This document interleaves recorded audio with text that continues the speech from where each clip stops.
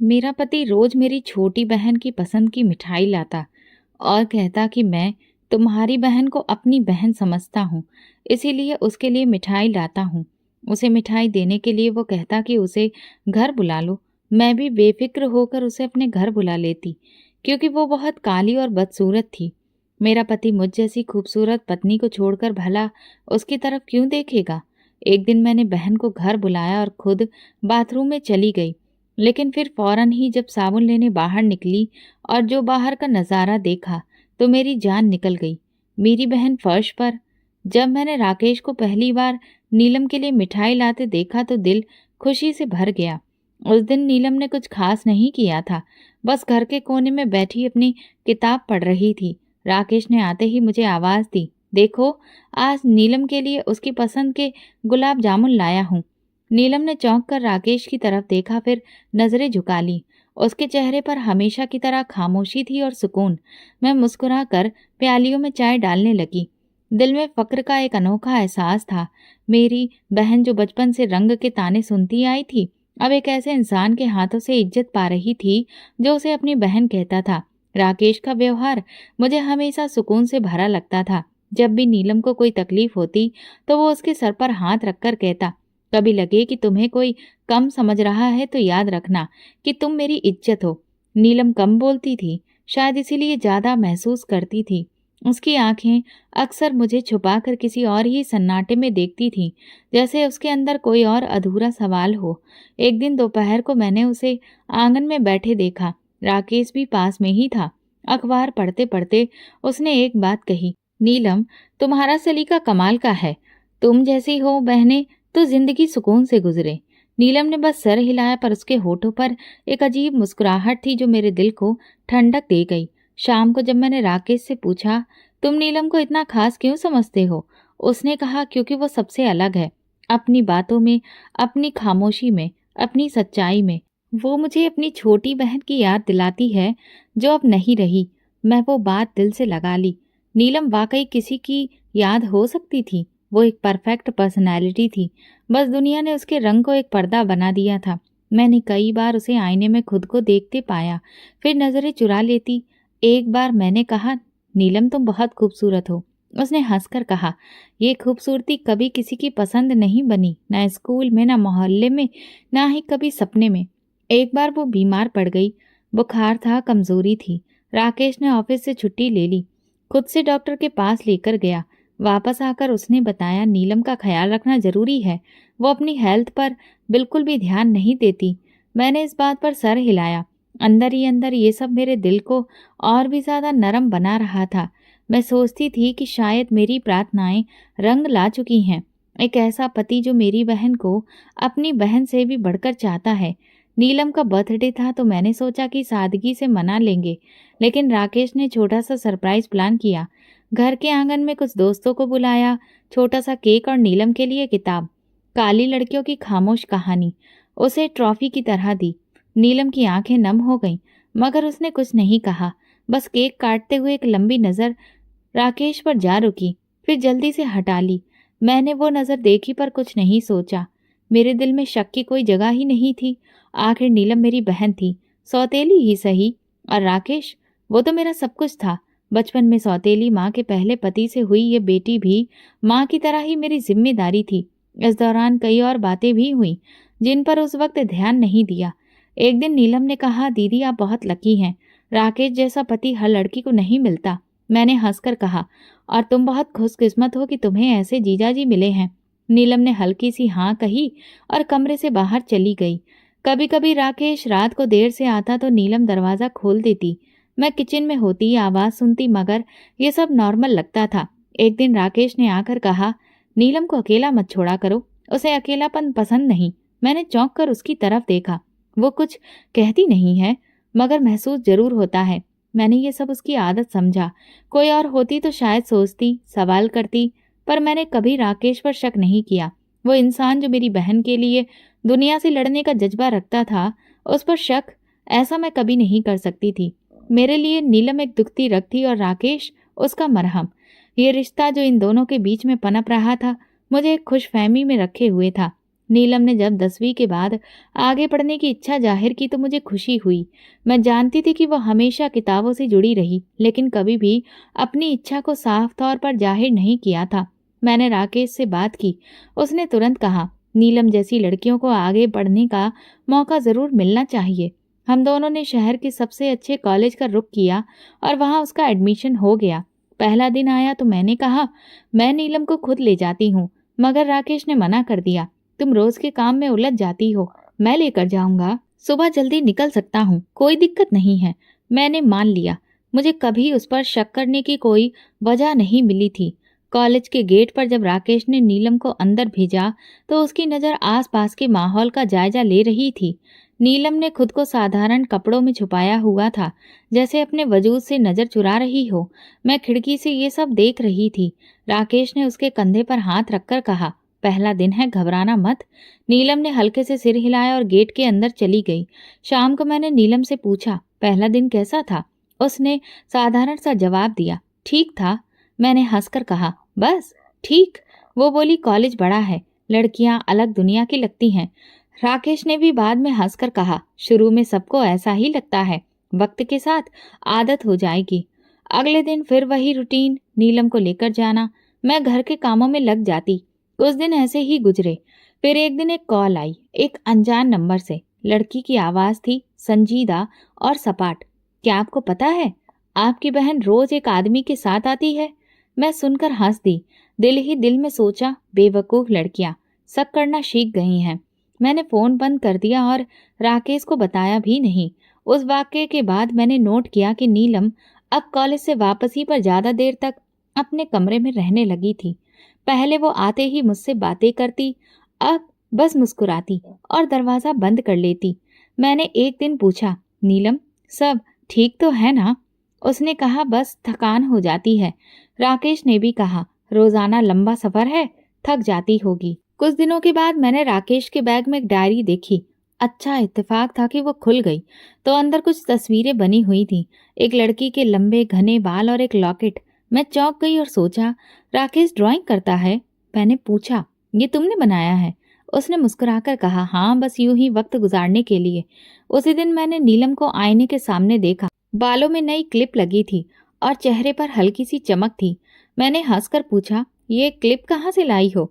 उसने कहा, एक सीनियर लड़की ने गिफ्ट में दी है। मैंने दिल में सोचा, शायद अब वो दोस्त बना रही है। मगर अगले दिन मैंने वही क्लिप राकेश की गाड़ी में देखी, सीट के नीचे गिरी हुई। मैंने फिर भी खुद को समझाया, कई चीजें इत्तेफाक से भी हो सकती हैं। पर फिर छोटी छोटी बातें जुड़ने लगीं। एक दिन मैंने नीलम के बैग में एक लेटर पाया, बिना नाम का। बस इतना लिखा था, तुम्हारी जो खामोशी है वो मुझे जकड़ लेती है। मैंने सोचा ये किसी पहचान वाले ने लिखा होगा, मगर नीलम से पूछा, ये लेटर किसने दिया? उसने परेशान होकर कहा, पता नहीं, मेरी किताब में रखा हुआ मिला। मैंने बात छोड़ दी, पर मेरे मन में बीज बो चुका था। कुछ दिन बाद नीलम के कॉलेज में एक फंक्शन था।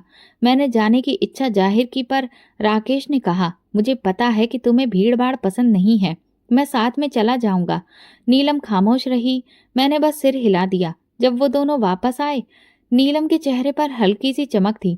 उसने मुझे बताया, फंक्शन अच्छा था लेकिन म्यूजिक बहुत तेज था। राकेश बोला, नीलम ने वहाँ एक कविता भी सुनाई, सबने खूब तारीफ की। मैंने पूछा, तुमने कभी बताया ही नहीं कि तुम कविताएं भी लिखती हो? नीलम ने नजरें चुराई, बस यूं ही कभी कभार। इस समय वो पहली फोन कॉल बार बार मेरे मन में घूमती रही और अब मुझे हंसी नहीं आती थी, बस खामोशी छा गई थी। नीलम की बदलती हुई आदतें मेरे सामने आने लगी थीं। जो कभी आईने से नजरें चुराकर गुजरती थी, अब रोज शाम के वक्त खामोशी से ड्रेसिंग टेबल के सामने खड़ी हो जाती। मैं कभी कभी दरवाजे से झांकती तो देखती कि वो लिपस्टिक लगा रही होती, हल्की सी। कई बार वो कोई छोटा सा लॉकेट पहन लेती जो उसकी गर्दन पर चमकता रहता। बालों में खुशबू और चेहरे पर वो परछाई जो पहले कभी नहीं देखी थी। मैंने एक दिन हैरत से पूछा, इतना तैयार होने की क्या जरूरत है, कहीं जा रही हो? वो हंसती। उसकी हंसी में वो मासूमियत नहीं थी जो पहले होती थी। उसने कहा, अपने लिए तैयार होना सीख रही हूँ। और उसे देखकर मैंने उसकी आंखों में एक चमक देखी, ऐसी चमक जो रोशनी नहीं, खौफनाक लग रही थी। मैं चुपचाप किचन में आ गई। राकेश तब घर पर नहीं था। रात को जब वो आया नीलम ने उसे पानी दिया और हल्की सी खुशबू कमरे में फैल गई। राकेश ने एक पल के लिए उसे देखा, फिर टीवी का रिमोट उठा लिया, लेकिन मेरी नजरें उस लम्हे को नोट कर चुकी थीं। अगले दिन मैंने नीलम को किचन में देखा, कोई नई डिश बनाने की कोशिश में लगी थी। मैंने कहा, ये सब कब सीखा? वो बोली, यूट्यूब से। राकेश जीजा जी को नई चीजें पसंद है ना? मैंने चौंक कर उसे देखा। तुम्हें कैसे पता?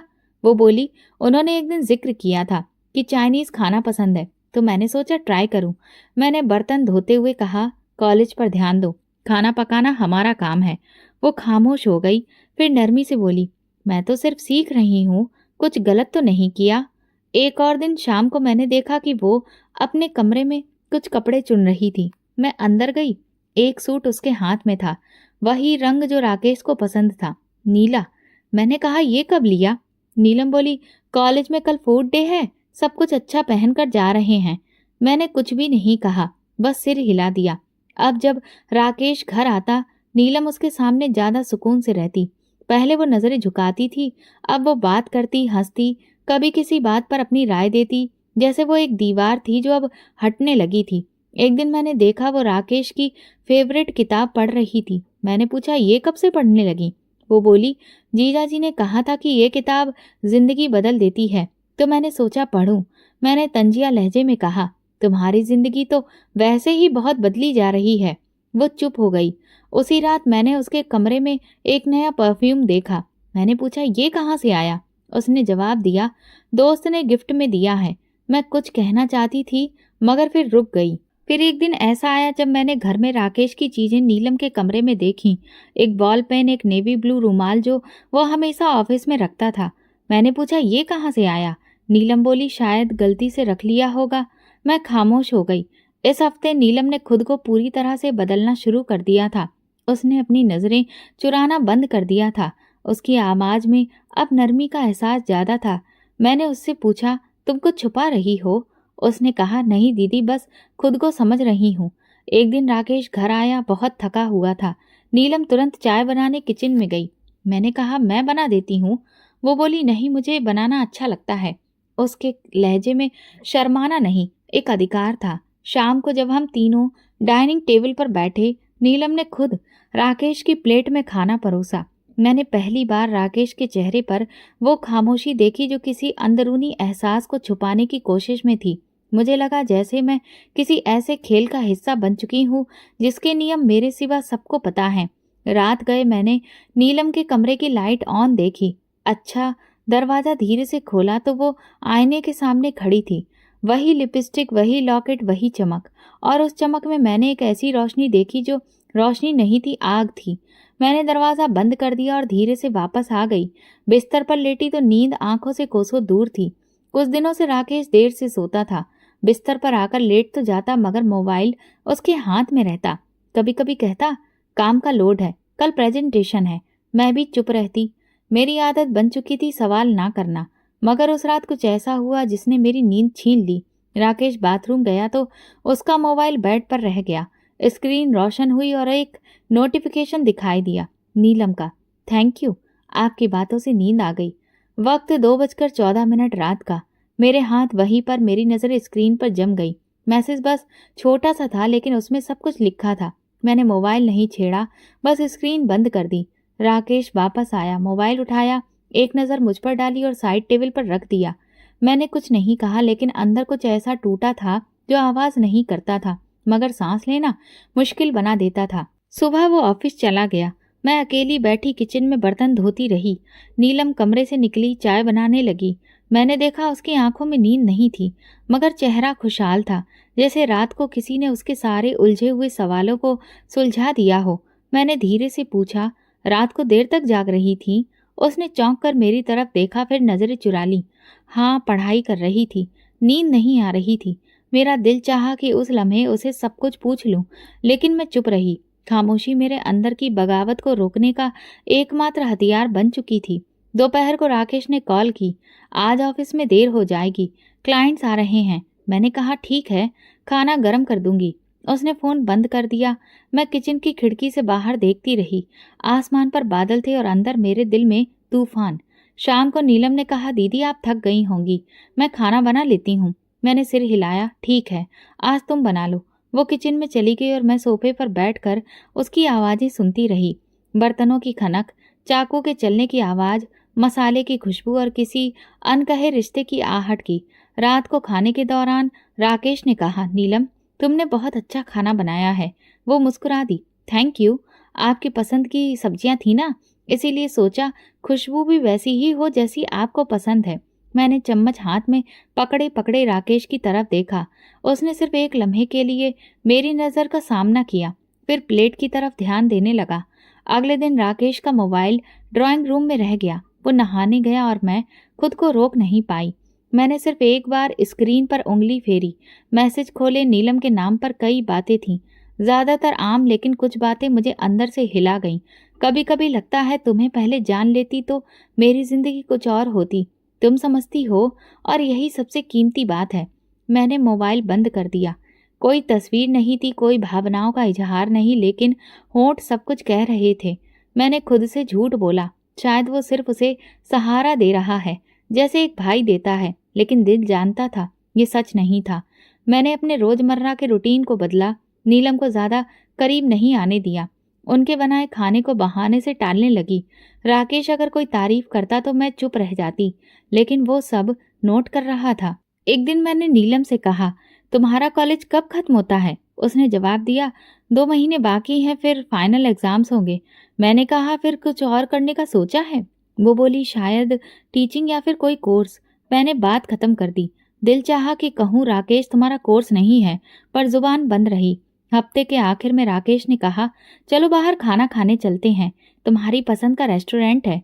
नीलम भी साथ चलने को तैयार हो गई। मैंने मना नहीं किया, बस खामोशी से तैयारी की।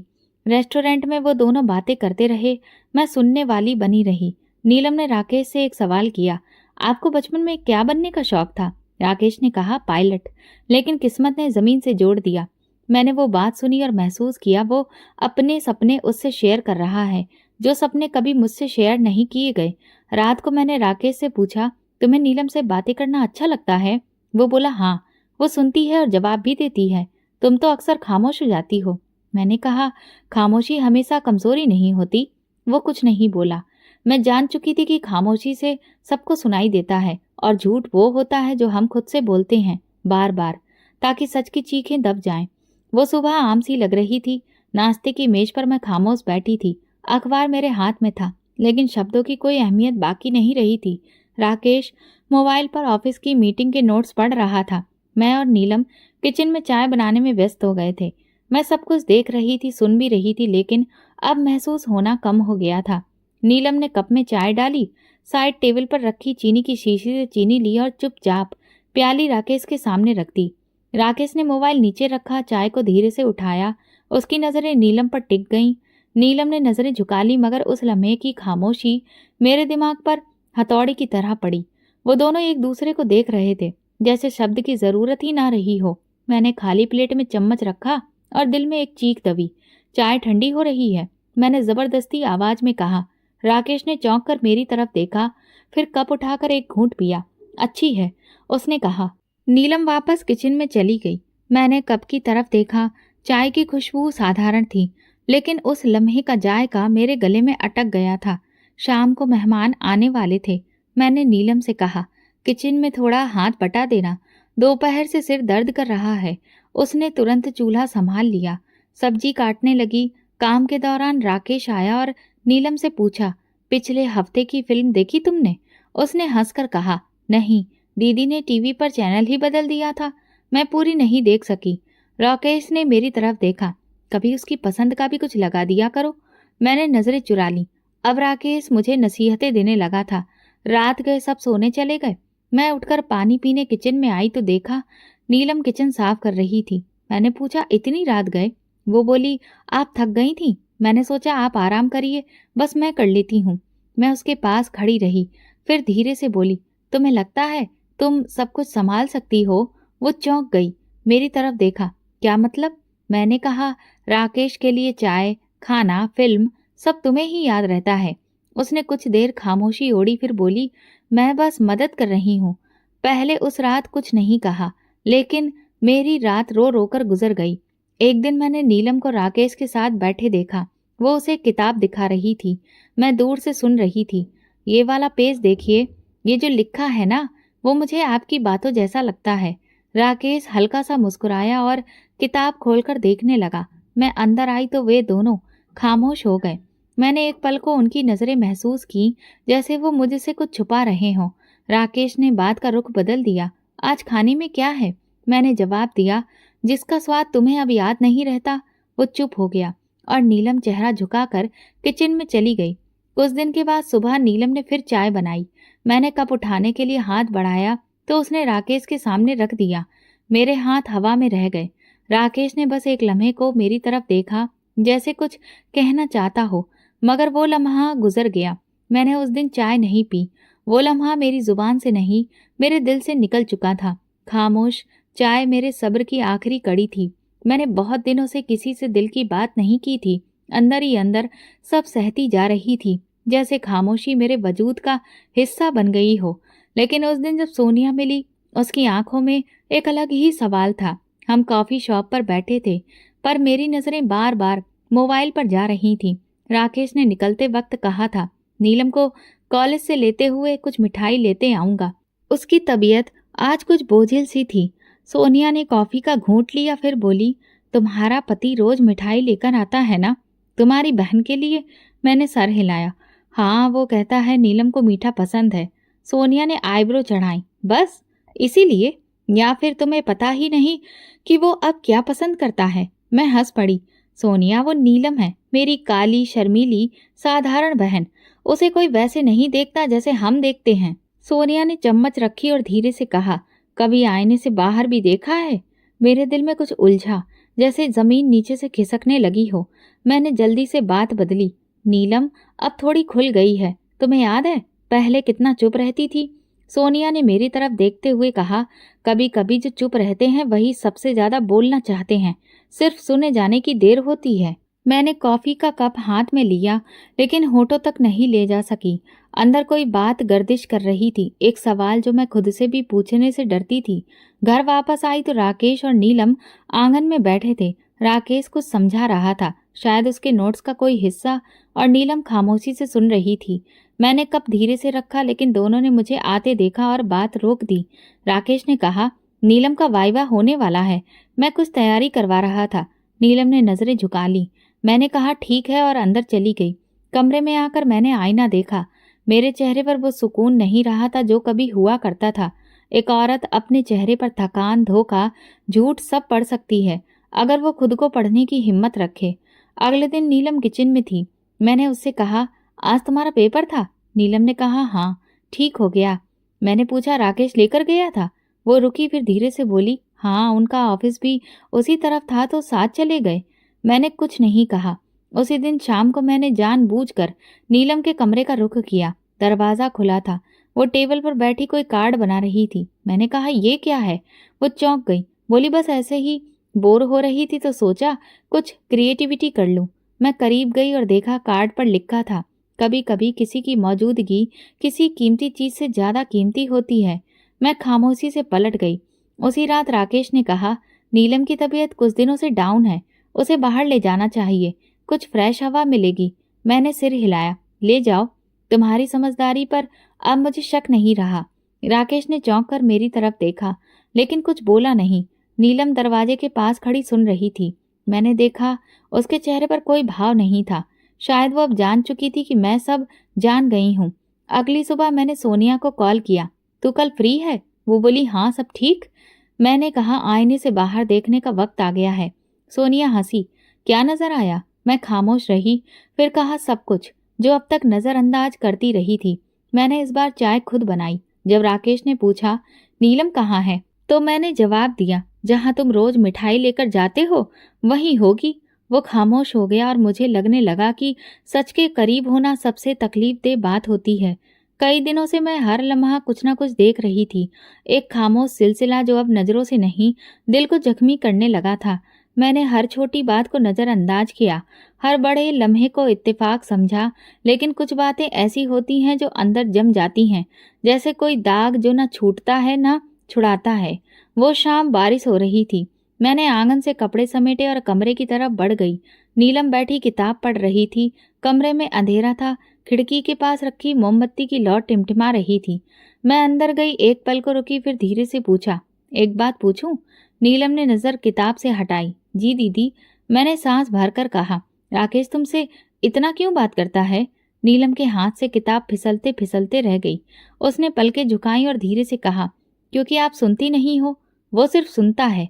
उसके शब्द मेरी हड्डियों में सनसनाहट बनकर उतर गए, जैसे किसी ने मेरी हंसती हुई खामोशी को नोचकर बाहर फेंक दिया हो। कमरे में एक पल को खामोशी छा गई। मैं उसके चेहरे की तरफ देखती रही। आंखों में नमी थी, लेकिन शर्मिंदगी नहीं। वो नजरें नहीं चुरा रही थी, जैसे उसने कुछ छुपाने की कोशिश नहीं की थी। मैं पलटकर बाहर आ गई। दिल जैसे सीने में नहीं, पैरों में धड़कने लगा था। अगले दिन राकेश जल्दी घर आ गया।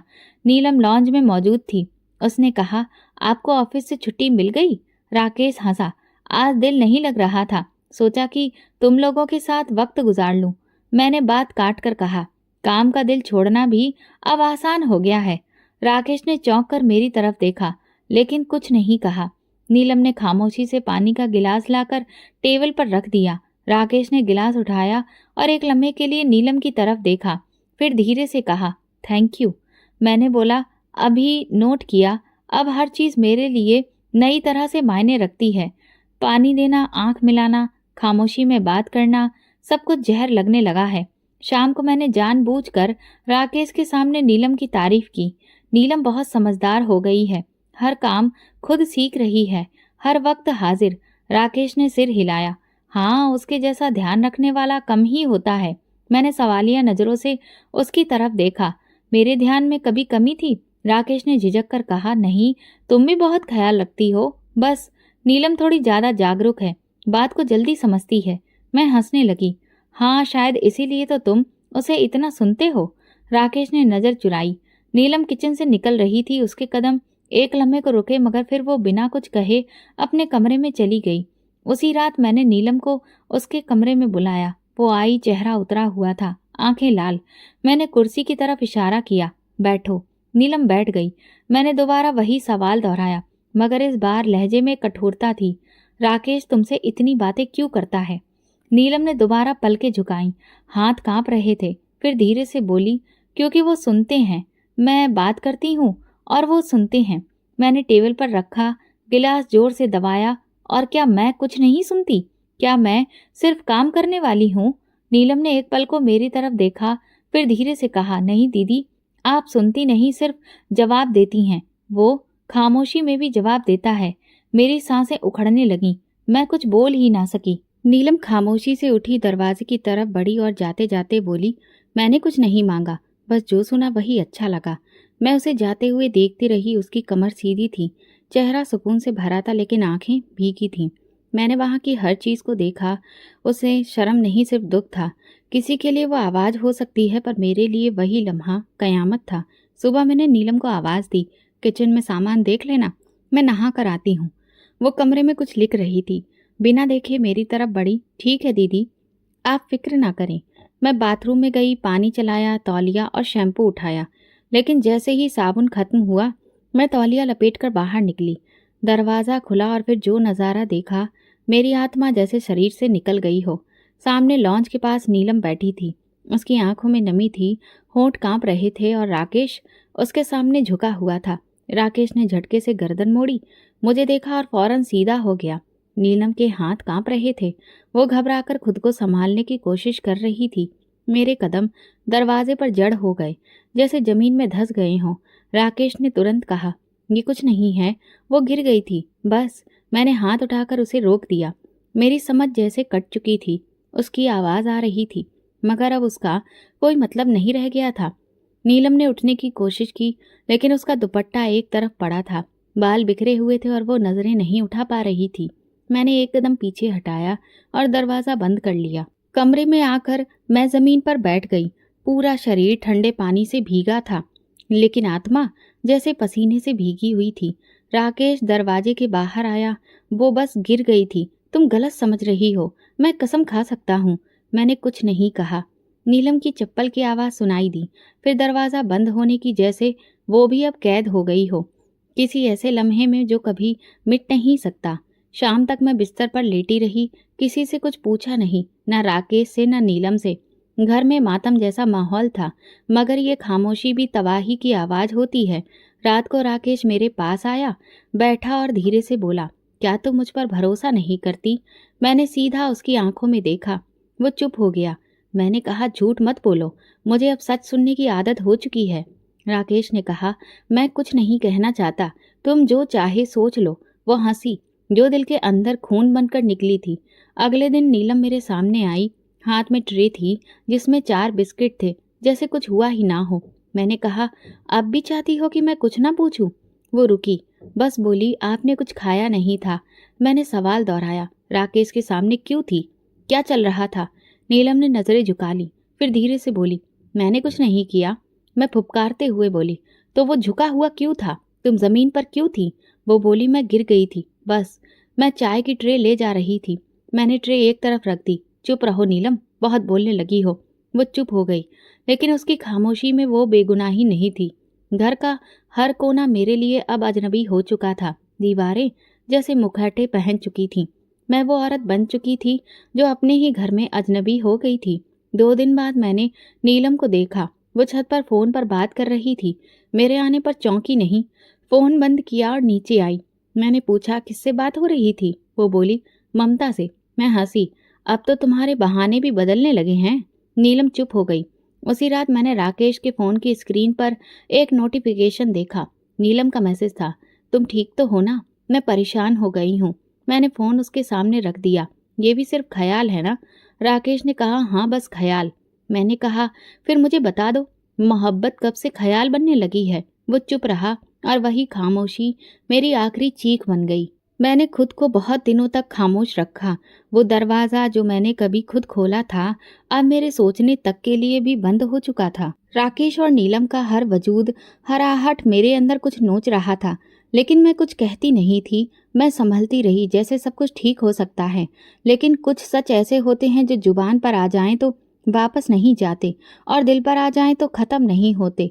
उसी दिन जब राकेश ऑफिस से आया, मैंने दरवाजे पर ही रोक लिया, बैठो, मुझे तुमसे बात करनी है। वो चौंक गया, मेरी आंखों में देखा, फिर धीरे से सोफे पर बैठ गया।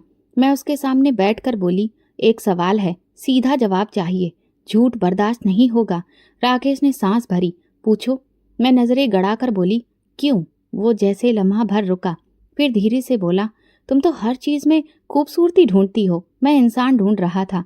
मेरे हाथ कपकपाने लगे। राकेश ने बात जारी रखी, नीलम में वो दर्द था जो तुम्हें कभी नहीं था। तुम पूरी थी, खुश, साफ, मजबूत। नीलम टूटी हुई थी, बिखरी हुई। मैं उसे जोड़ने लगा और फिर शायद उसमें खुद को देखने लगा। मेरे अंदर जैसे कोई चीज़ खामोशी में दफन हो गई। मैं कांपते हुए लहजे में बोली, मेरी बहन, मेरी जगह। राकेश ने नजरें झुका ली। मैंने गर्दन मोड़कर दरवाजे की तरफ देखा। नीलम वहां खड़ी थी, सीधी, खामोश। उसकी आंखें मेरी तरफ नहीं, जमीन पर थीं। मैंने पूछा, तुमने कुछ कहा क्यों नहीं? वो चुप रही। मैं चिल्लाई नहीं, मैं फटी नहीं, बस अंदर से बिखर गई। मैं उसके पास गई, कब से? नीलम ने धीरे से सर झुका लिया। पता नहीं कब हुआ कि वो मेरी बात समझने लगा। मैंने कठोर लहजे में कहा, मैं तुम्हारी बात नहीं समझती थी। वो बोली, आपने कभी वक्त ही नहीं दिया, कभी सुना ही नहीं। मैं एकदम पीछे हट गई, जैसे जमीन खींच रही हो। तुम्हें मेरी जगह चाहिए थी नीलम। वो बोली, नहीं, बस कोई ऐसा जो सुन ले। राकेश ने मेरी तरफ देखा। ये सब गलत हो गया, हम चाहते नहीं थे, बस। मैंने बात काट दी। बस क्या? मोहब्बत हो गई। कमरे में गहरी खामोशी छा गई, जैसे दीवारों पर शब्दों की लाशें लटक गई हों। मैं किचन में गई, एक गिलास पानी पिया, लेकिन वो गले से नीचे नहीं उतरा। वापस आई और दोनों को देखा। राकेश मेरी नज़र बर्दाश्त नहीं कर सका। नीलम की पलकें भीग चुकी थी, लेकिन जुबान पर कोई माफ़ी नहीं थी। मैंने कहा, मैं अब यहाँ एक पल भी नहीं रुक सकती। राकेश उठकर बोला, सुनो प्लीज़, कोई फैसला जल्दी ना करो। मैं मजाक उड़ाते हुए हंसी। तुमने फैसला कब मुझसे पूछकर किया था? फिर नीलम की तरफ देखा। तुम्हें अंदाजा है तुमने क्या किया है? वो चुप रही, जैसे सदियों से गुनाह की सूली पर चढ़ी हो, मगर सजा का डर ना हो। मैंने चप्पल पहनी, दरवाज़ा खोला और पीछे मुड़े बिना निकल गई। गली के नुक्कड़ पर रुकी, लेकिन वापस नहीं देखा। दिल में सिर्फ एक बात धड़क रही थी, मेरी बहन, मेरी जगह। और मैं सिर्फ एक सवाल बन गई। मैं घर से निकली तो दरवाजे पर कोई नहीं आया। राकेश चुप रहा। नीलम ने भी नहीं रोका। मैंने कोई सामान नहीं लिया, बस वो जो साथ रखा, जो अब किसी के लिए कुछ भी ना रहा था। वही दरवाज़ा जहाँ से मैं विदा होकर आई थी, आज मुझे अर्थी की तरह बाहर निकाल रहा था। जिंदा शरीर मुर्दा रिश्ता। टैक्सी में बैठकर पीछे देखा, वो बालकनी खाली थी। नीलम वहीं थी, मेरे घर में, मेरी जगह पर। पहला दिन मामा के घर गुजरा। उनसे कुछ नहीं कहा, बस यही बताया कि राकेश से झगड़ा हुआ है, कुछ वक्त के लिए आई हूँ। मामा ने कुछ नहीं पूछा और ठीक है कहा। मैं दिन भर सोफे पर बैठी रही, कभी अपने नाखून देखती, कभी खाली दीवार। मामा की बेटी अनामिका पास आई। आपकी तबीयत ठीक है? मैंने सर हिलाया। बस थोड़ा सा दर्द है। अगले दिन मामा काम पर चले गए और मैं अकेली बैठी अपने फ़ोन की स्क्रीन को घूरती रही। राकेश की कोई कॉल नहीं आई, नीलम का कोई मैसेज नहीं आया। ये खामोशी मेरे लिए सबसे बड़ा शोर थी। दोपहर को अनामिका ने बताया कि बुआ के यहाँ पर फंक्शन है, चलेंगी ना? मैंने मना कर दिया। अब कुछ भी देखने की हिम्मत नहीं थी। दिल में सिर्फ एक बात गूंज रही थी, आज वो मेरी जगह है। शाम को फ़ोन बजा, सोनिया थी। तुम कहाँ हो? मामा के घर पर, मैंने कहा। वो चुप हो गई, फिर बोली, मैं जानती हूँ तुमने सबको छोड़ दिया है। मैंने कहा बस, अब और संभाला नहीं जा रहा। सोनिया ने धीरे से सांस ली। राकेश ने कुछ कहा नहीं ना? उसने रोका ना, सफाई दी। सोनिया ने फिर खामोशी के बाद कहा, तो समझ लो वो सब कुछ एक्सेप्ट कर चुका है। उसी रात मैंने आंखें बंद की तो सपने में वही नज़ारा। दरवाज़ा खुला, नीलम जमीन पर थी, राकेश झुका हुआ और मैं पत्थर बनी खड़ी।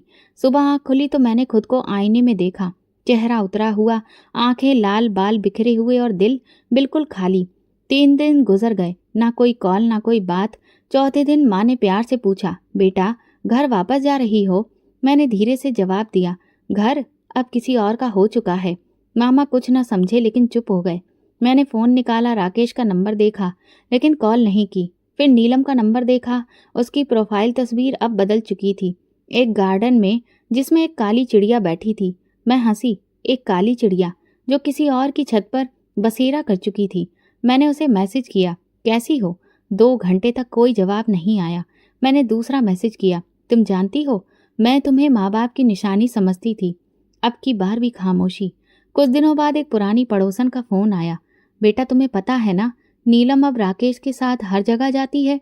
मैंने कहा हाँ जानती हूँ। पड़ोसन ने तभी जुबान खोली, कल वो अस्पताल गई थी, शायद किसी चेकअप के लिए। मैंने फ़ोन बंद कर दिया। अगर वो माँ बनने वाली है तो क्या मैं वही औरत हूँ जिसकी जगह अब कोई और जिंदगी जी रही है?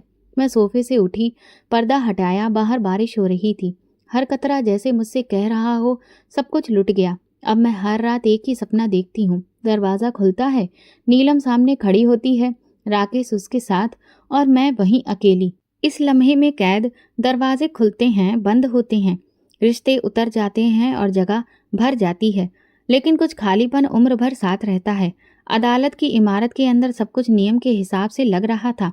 एक टेबल, 2 कुर्सियां और दीवार पर टंगी एक घड़ी जो शायद मेरी जिंदगी की आखिरी घड़ियां गिन रही थी। मैं खामोश बैठी थी। वकील ने सारे कागजात मेरे सामने रखे, एक कलम मेरे हाथ में दी। मैंने कलम को देखा जैसे उसके जरिए कोई रिश्ता तोड़ने जा रही हूँ, जो कभी सपना था, कभी हकीकत और अब सिर्फ एक बोझ। राकेश मेरे बाईं तरफ कुर्सी पर बैठा था। उसके चेहरे पर कोई भी भाव नहीं था, न परेशानी न पछतावा। जज ने पूछा, कोई वजह? मैंने कुछ पल सोचा लेकिन जुबान पर सिर्फ एक सादा सा जुमला आया, कुछ रिश्ते शब्दों के काबिल नहीं होते। जज ने सिर हिलाया और साधारण शब्दों में कहा, तलाक मंजूर किया जाता है। बस इतना ही, ना कोई बवाल, ना सफाई, ना सवाल। राकेश ने एक बार भी मेरी तरफ नहीं देखा। वो उठा, अपने कागज पकड़े और जैसे किसी ऑफिस से फाइल लेकर बाहर निकल जाता है वैसे ही निकल गया। मैं वहीं बैठी रही, कुछ देर सोचती रही, क्या यही अंजाम था? शायद हाँ, या शायद मैंने बहुत देर कर दी। बाहर जाकर आसमान देखा, साफ था लेकिन दिल में बादल थे। मैंने रिक्शे पर बैठकर वापस मामा के घर आई। रास्ते में बार बार मोबाइल की स्क्रीन चेक की, कोई नोटिफिकेशन नहीं था, ना राकेश की तरफ से ना नीलम की तरफ से। बस एक सन्नाटा था जो अब मेरा साया बन चुका था।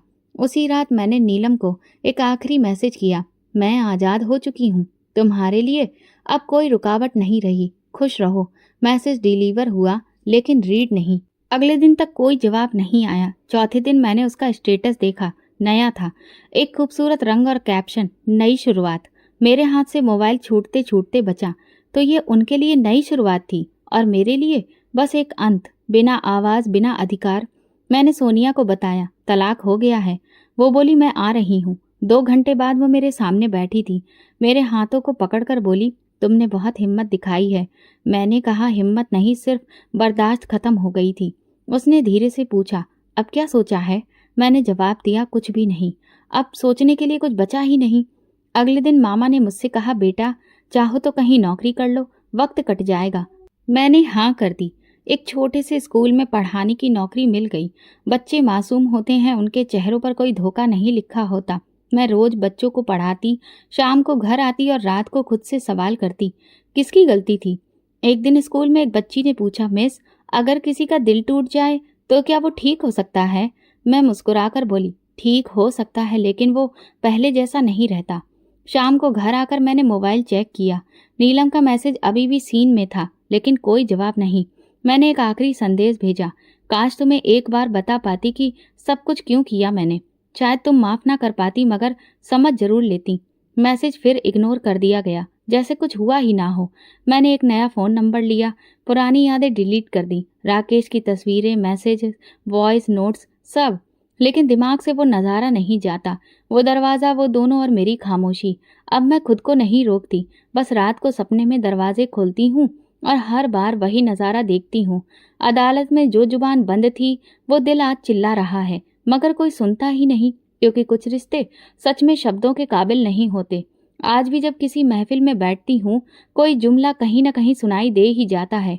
कई लड़कियां तो दिखने लायक भी नहीं होती, कोई मजाक में कह दे या तंज में, मगर मेरे दिल पर छुरी चल जाती है।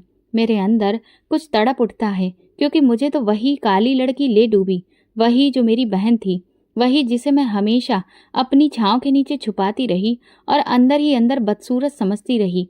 मैं अक्सर सोचती हूँ, क्या वाकई मैंने हमेशा उस पर तरस खाया, कभी गर्व नहीं किया, हमेशा यही समझा कि मैं खूबसूरत हूँ, इसीलिए राकेश मेरा है?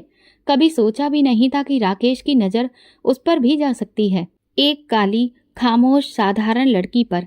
लेकिन उसके पास शायद वो चीज़ थी जो मेरे पास नहीं थी, दिल। और राकेश शायद वही दिल देखने निकला था, जो मैं कभी देख ही ना सकी। आज आईने में खुद को देखती हूँ तो वो चमक जो कभी मेरी ताकत थी, अब नफरत बन गई है। ये आंखें, ये रंगत, ये निखरा चेहरा, सब खाली लगते हैं, क्योंकि ये सब किसी को बांध ना सके, और जो सच था वो मैं कभी जान ना पाई। मैं स्कूल से वापस आती हूँ और अक्सर उन बच्चियों के चेहरों पर रोशनी देखती हूँ जिन्हें लोग बदसूरत कहते हैं, वो रोशनी जो मैं बरसों से आईने में ढूंढती रही। एक बच्ची अक्सर कहती है, सब कहते हैं मैं काली हूँ, पर मेरे पापा कहते हैं कि मैं उनका गुरूर हूँ। मैं हंस देती हूँ, लेकिन अंदर कहीं जलती हूँ। काश किसी ने नीलम से भी यही कहा होता, काश मैंने कभी उसे ये कहा होता। कुछ दिन पहले राकेश और नीलम की तस्वीर किसी सोशल मीडिया पोस्ट में देखी। अस्पताल के बाहर नीलम का हाथ राकेश के हाथ में था और कैप्शन था, जिंदगी को एक और मौका मिल गया। मैंने मोबाइल बंद कर दिया। न तस्वीर ने बताया, न शब्दों ने, कि वो मौका किसके मलबे पर खड़ा हुआ है। मेरी जिंदगी जो एक पन्ने पर रुक गई थी, मामा के घर, अब मैं सिर्फ एक जिम्मेदारी हूँ। ना किसी ने शादी का जिक्र किया, न भविष्य का। मैं अब भी सिर्फ एक काम हूँ, सुबह स्कूल, शाम को खामोशी और रात आंखों में वही नज़ारा। कई बार आईना देखने से पहले आंखें बंद कर लेती हूँ। सोचती हूँ अगर खुद को ना देखूं तो क्या सब कुछ भूल जाऊंगी, लेकिन नहीं, दिल में वो सवाल रहता है, क्या नीलम को पता था कि उसकी खूबसूरती मेरी बर्बादी बनेगी? एक शाम स्कूल से लौटी तो सोनिया दरवाजे पर खड़ी थी। बोली, मैं तुम्हें लेने आई हूँ, बाहर चलते हैं। गाड़ी में बैठते हुए उसने कहा, कब तक खुद को कैद रखोगी? मैं चुप रही। उसने हल्की आवाज में कहा, तुम जानती हो, तुम्हारी बहन माँ बनने वाली है। मेरे शरीर का सारा खून जैसे एक पल में खिंच गया हो। मैंने कुछ नहीं कहा।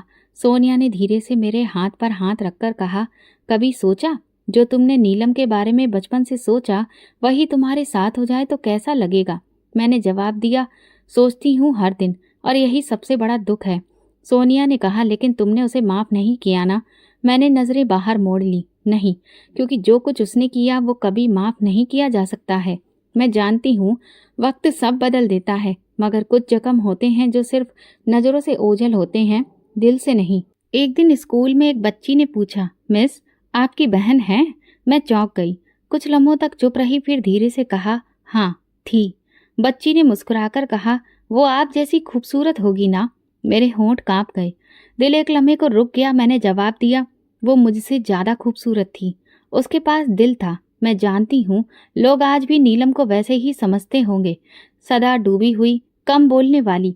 लेकिन उन्हें क्या पता, वही चुप रहने वाले कब किसी की जिंदगी बदल देते हैं। और मैं आज भी हर रात दरवाजे के उसी किनारे खड़ी वही नज़ारा देखती हूँ।